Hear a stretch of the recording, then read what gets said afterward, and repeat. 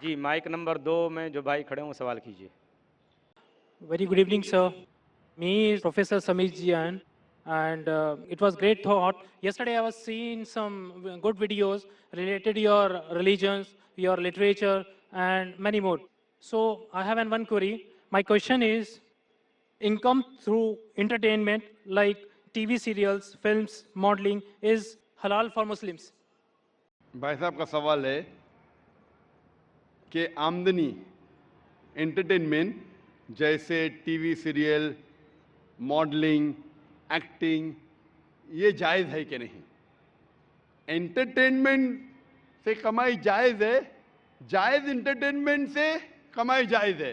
हराम एंटरटेनमेंट के ज़रिए जो कमाई है वो हराम है। तो पहला ये देखना चाहिए कि एंटरटेनमेंट हराम है या हलाल है। जो भी आपने कहा, अक्सर जो टीवी सीरियल है, फिल्म एक्टिंग है, मॉडलिंग है, ये हराम है। कुछ टीवी सीरियल अगर इस्लामिक है और कुरान और हदीस के खिलाफ नहीं है, उसकी कमाई Give me some examples. Of हलाल या हराम? Means for halal. हलाल। Yeah. मिसाल के तौर पे पीस टीवी पे कोई सीरियल है, पीस टीवी पे Yeah. हमारे बच्चों के एनुअल डे के सीरियल आते हैं। वो बच्चे एक्टिंग कर रहे, लोग को अल्लाह की तरफ लेके आ रहे, वो हलाल है। लेकिन आम तौर पे जो टीवी सीरियल है, आम तौर पे अक्सर टीवी सीरियल हराम है। वो आपको अल्लाह से दूर लेके जाते हैं। उसमें बेहिजाबी होती, जो लोग कपड़े पहने हैं वो कपड़े पहनने के बाद बदन को ज़्यादा दिखाते हैं, वो कपड़े सही नहीं होते, इसके अंदर हिजाब नहीं होता। एक्टिंग, मॉडलिंग, अगर आप ऐसे मॉडलिंग कर रहे हैं, मिसाल के तौर पे जो खवातीन अगर मॉडलिंग करती है, अपने जिस्म की नुमाइश करती है, वो सब हराम है। मैं सुना था एक वेरी फेमस एड के बारे में। आपने ये गाड़ी BMW के बारे में सुना है? Right. BMW गाड़ी बहुत फेमस है, खुसूसन नौजवानों में। मर्सिडीज फेमस है, लेकिन नौजवानों में BMW। मुझे एक जन ने कहा था कि BMW की एक एडवर्टीजमेंट थी, जिसके आगे, वो BMW गाड़ी के आगे एक खातून खड़ी है, लड़की खड़ी है बिकिनी पहने हुए, और वो एड में लिखा है test drive her now, who the girl of the car. Test drive her now मतलब आओ इसे चको। किसको? गाड़ी को या लड़की को? तो बिकिनी पहन के लड़की आगे खड़ी है, ये हराम है। तो ऐसे ऐड के जरिए हम हमारी वालदा, हम हमारी बीवियां, हम हमारी बेटियां को बेच रहे और कहते हैं वुमेन्स राइट। तो अक्सर ये फिल्म के अंदर नंगापना होता है। अगर नंगापना ना होता है, दूसरी कुछ चीज बात जो हराम होती है, तो ऐसे फिल्म में एक्टिंग करना, ऐसी मॉडलिंग करना गलत है। लेकिन अगर आप देखते पीस टीवी पे हमारे मुकर्रिरीन माशाल्लाह प्रोमो कहते, मॉडलिंग नहीं कहूँगा, लेकिन वो कहते कि ये प्रोग्राम देखो, और वो चलते आ रहे और कोई हिदायत की बात कहते, ये अलाउड है। तो अगर जो चीज़ एंटरटेनमेंट कुरान और हदीस के खिलाफ नहीं है, हमारे ईश्वर, हमारे खालिक के पैगाम के खिलाफ नहीं, तो जायज़ है। लेकिन अक्सर ये एंटरटेनमेंट जो आप कह रहे हैं, एक्टिंग, मॉडलिंग, अक्सर हराम है। तो ऐसी हराम चीज़ के ज़रिए कमाई भी हराम है, हलाल चीज़ के ज़रिए हलाल है। Hope that answers the question. Yeah. Thank you. भाई साहब, आप कुछ मॉडलिंग करना चाहते हैं या आपका सवाल की क्या वजह थी? The point is, my friend should ask me these questions, but like he was trying like from a long time back, so he was unable to ask you this question from you. So he pointed to me, and so that I will be माशाल्लाह। तो इसे अंग्रेजी में कहेंगे proxy. proxy. Yeah. Proxy. भाई साहब ने कहा कि मेरा मुस्लिम दोस्त चाह रहा था सवाल पूछने के लिए, उसे इजाजत नहीं दी जा रही थी। जैसा कल कह रहा था एक भाई साहब, भाई हमको ब्रेन हेमरेज हो रहा है, मुसलमान को पूछने नहीं दे रहे, हम मेहमान की खातिर करते करते मुझे ब्रेन हेमरेज हो जाएगा। तो ये भाई साहब ने हिंदू को पूछा। मैं आपसे पूछना चाहता हूँ, Right. आप प्रोफेसर है, Yeah. आपने कहा कि आपने मेरी तकरीर सुने। Yeah. हाँ, मैं पूछना चाहता हूँ कि आप मानते खुदा एक है? देखिए, मैं सभी रिलीजन को मानता हूँ, इवन दैट आई एम इन जैन, तो मैं वो भी मानता हूँ, लाइक ईसाइयों को भी मानता हूँ, मुस्लिम्स को भी मानता हूँ, सभी को मानता हूँ। ऐसा कोई नहीं है, because people like one, God is one, right? Everything is one, thing is thinking. If you think like in a right way, everything is good. So it is not like that you respect this religion, you respect that religion, every religion is good. भाई साहब ने कहा कि वो सब धर्म में मानते हैं, सब धर्म को रिस्पेक्ट करना चाहिए, सब धर्म सही है। सब धर्म को रिस्पेक्ट करना मैं भी मानता हूँ, कुरान मजीद में भी लिखा है, सूरह अनाम में सूरह नंबर 6 आयत नंबर 108 में।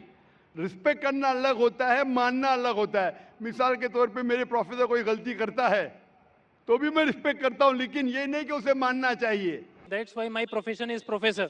So I cannot deal with the outer public. I teach my students and I like to involve in my books and my research. That's it. माशाल्लाह आपने, लेकिन मेरा फॉर्मूला क्या है? Right. मेरा फॉर्मूला ये, जो मैंने आयत शुरू की, शुरुआत में इस सवाल जवाब के शुरुआत में मैंने कुरान मजीद की एक आयत पढ़ी, सूरह इमरान की सूरह नंबर 3 आयत नंबर 64, जिसमें अल्लाह ताला फरमाते तालव इला कलिमतिन सवाइम बैना बैनकुम, आओ उस बात की तरफ जो आप और हम में यकसा है।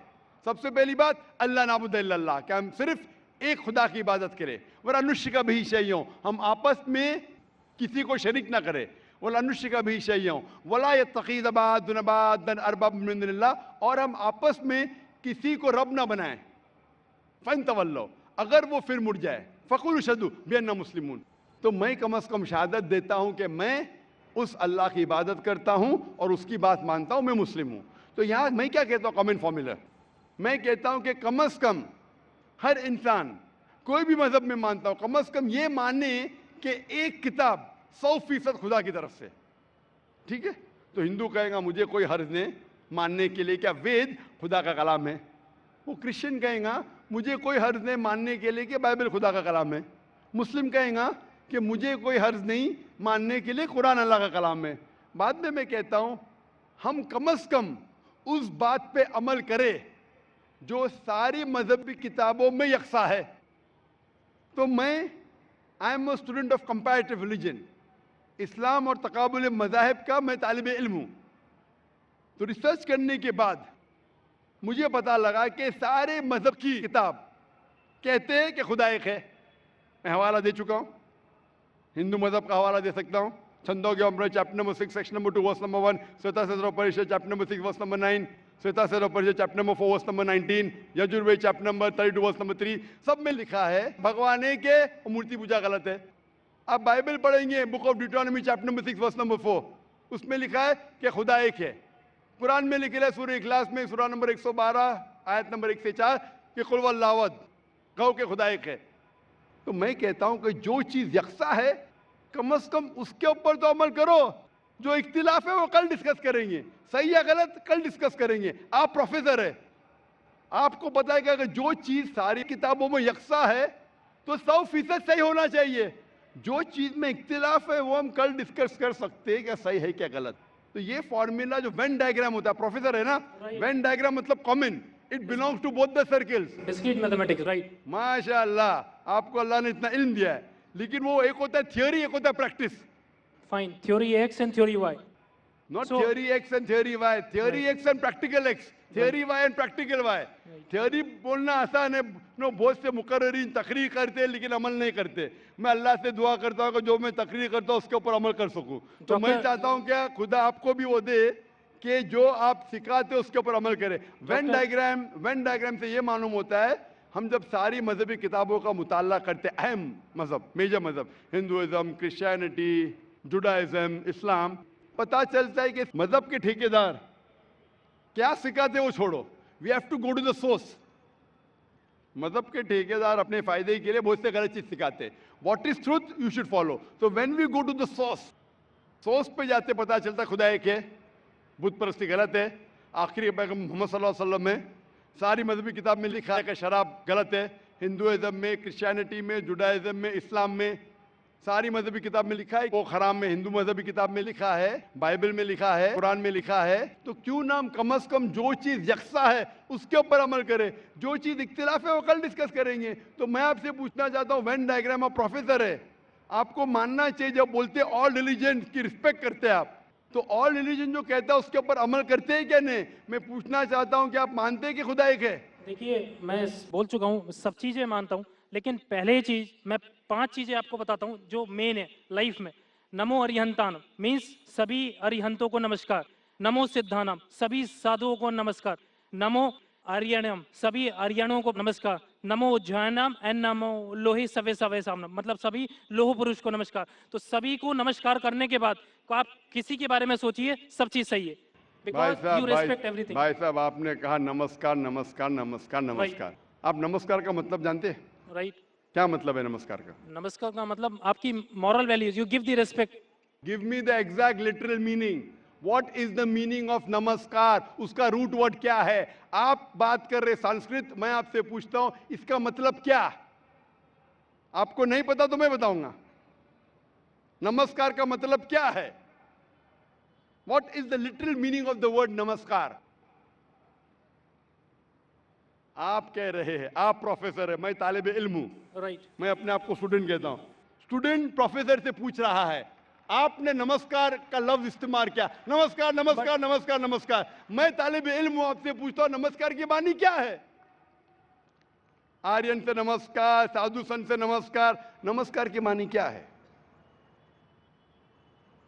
कभी कभी होता है कि स्टूडेंट जरा प्रोफेसर से ऊंचा हो जाता है, नहीं पता है तो मैं आपको जवाब दे सकता हूं। बताइए। नमस्कार आता है लफ्ज इदम नममे से, संस्कृत लफ्ज है इदम नममे से, मतलब मैं आपके सामने झुकता हूं, उसका मतलब मैं आपकी इबादत करता हूं। इसीलिए अगर कोई मुझे नमस्कार कहता है तो मैं उसको वापस नमस्कार नहीं बोलता हूं, मैं इबादत करता हूं सिर्फ एक खुदा की। इदम नममे मतलब मैं आपके सामने झुकता हूं, मैं आपकी इबादत करता हूं। ये हिंदू फिलॉसफी है, हिंदू फिलॉसफी, लेकिन उनकी किताब के खिलाफ है। वेद में नहीं लिखा है, वेद में लिखा है एक ही ईश्वर की इबादत करो।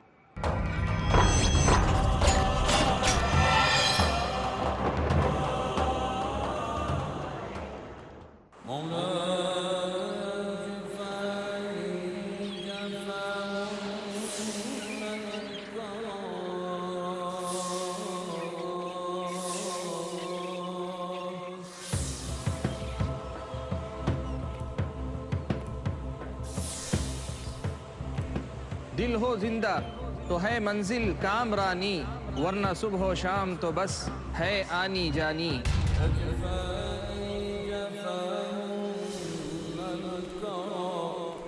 दिले बेदार है मतलूब रब्बानी, यही पैगाम नबी का, यही तालीम कुरआनी।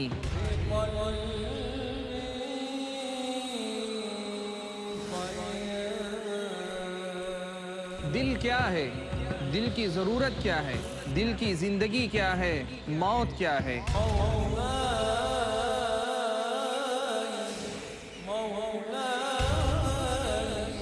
ये सब जानने के लिए देखिए मेरे साथ एक नया सिलसिला, दिल की दुनिया, सिर्फ पीस टीवी उर्दू पर।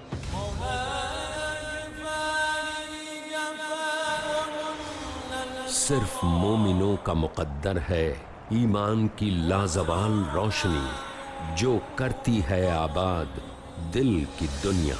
हर मंगल रात 7:30 बजे और दोबारा सुबह 10:30 बजे इंडिया में पीस टीवी उर्दू पर।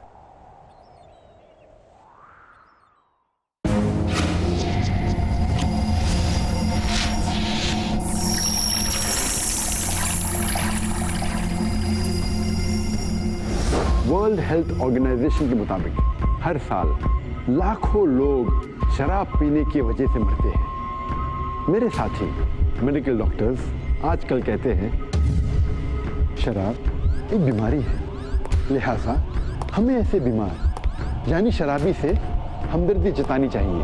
अगर शराब एक बीमारी है तो ये वाहिद ऐसी बीमारी है जो बोतलों में बेची जाती है।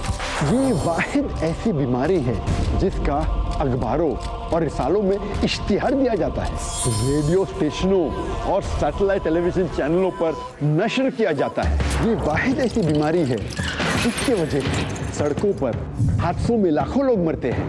ये वाहिद ऐसी बीमारी है जिसे फैलाने के लिए दुकानदारों को कानूनी तौर पर लाइसेंस दिया जाता है, जिससे हुकूमत की कमाई होती है। ये घरेलू जिंदगी को बर्बाद करती है और जुर्म को बढ़ावा देती है।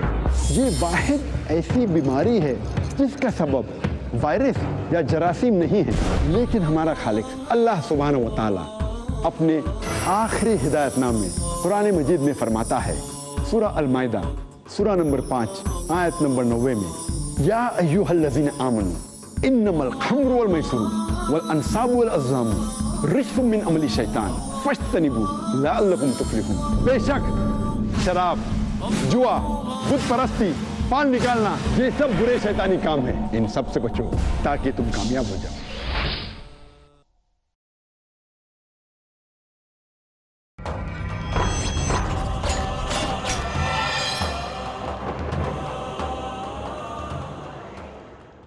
वेद में लिखा है एक ही ईश्वर की इबादत करो।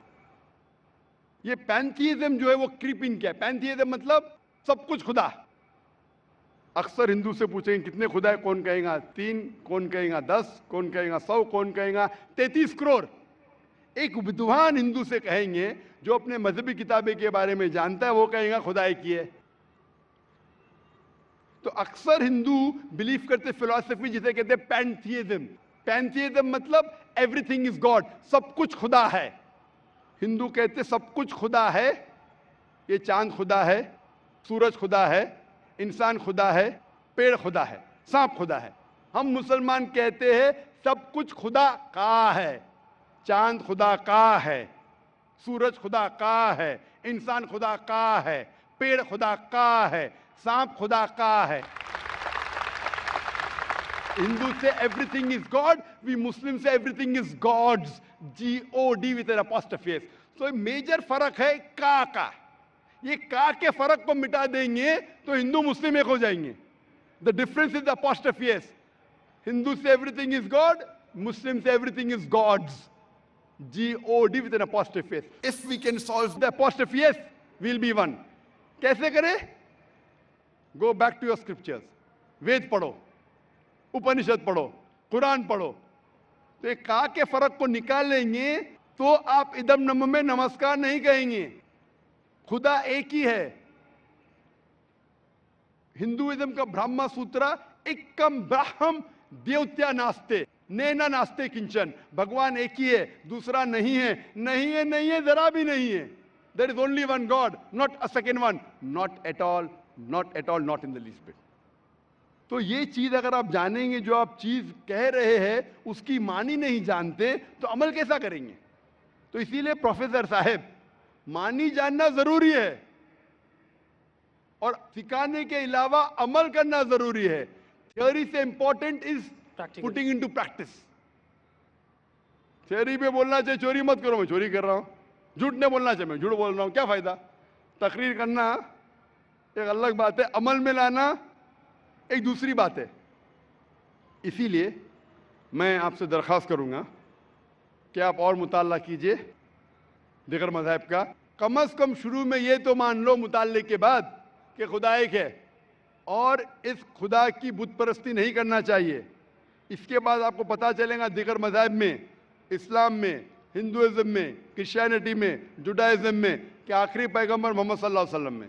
इंशाअल्लाह मुताला कीजिए और अमल कीजिए और फिर इंशाअल्लाह आपको हिदायत मिलेंगी। Hope the answer the question. Thank you so much. Mike number 4 में कोई नॉन मुस्लिम खातून हो तो सवाल करें। अस्सलाम वालेकुम जाकिर भाई, मैं ये पूछना चाहती हूँ कि हमारे कौन से गर्म ग्रस्त में मोहम्मद का जिक्र किया हुआ है? वालेकुम सलाम बहन जी। बहन जी का सवाल है कि उनकी कौन से मजहबी किताबों में मोहम्मद सल्लल्लाहु अलैहि वसल्लम का जिक्र है।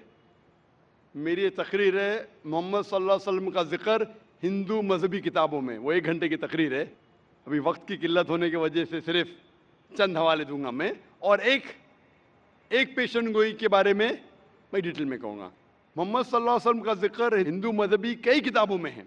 अगर आप पढ़ेंगे भविष्य पुराना पर्व 3 खंड 3 अध्याय 3 श्लोका नंबर 5 से 8, उसमें मोहम्मद सल्लल्लाहु अलैहि वसल्लम का जिक्र है। अगर आप पढ़ेंगे भविष्य पुराना पर्व 3 खंड 3 अध्याय 3 श्लोका नंबर 10 से लेकर 27, उसमें मोहम्मद सल्लल्लाहु अलैहि वसल्लम का जिक्र है। अगर आप पढ़ेंगे भविष्य पुराना पर्व 3 खंड 1 अध्याय 3 श्लोका नंबर 21 से लेकर 23 में इसमें मोहम्मद सल्लल्लाहु अलैहि वसल्लम का जिक्र है। अगर आप पढ़ेंगे कुंटब सुक्ता अथर्वा वेद किताब नंबर 20 अध्याय नंबर 127 श्लोका नंबर 1 से 13, इसमें मोहम्मद सल्लल्लाहु अलैहि वसल्लम का जिक्र है। अगर आप पढ़ेंगे अथर्वा वेद किताब नंबर 20 अध्याय नंबर 21 श्लोका नंबर 6 उसमें मोहम्मद सल्लल्लाहु अलैहि वसल्लम का जिक्र है। अथर्ववेद किताब नंबर 20 अध्याय नंबर 21 श्लोका नंबर 7 में मोहम्मद सल्लल्लाहु अलैहि वसल्लम का जिक्र है। ऋग्वेद किताब नंबर 1 अध्याय नंबर 53 श्लोका नंबर 9 में मोहम्मद सल्लल्लाहु अलैहि वसल्लम का जिक्र है।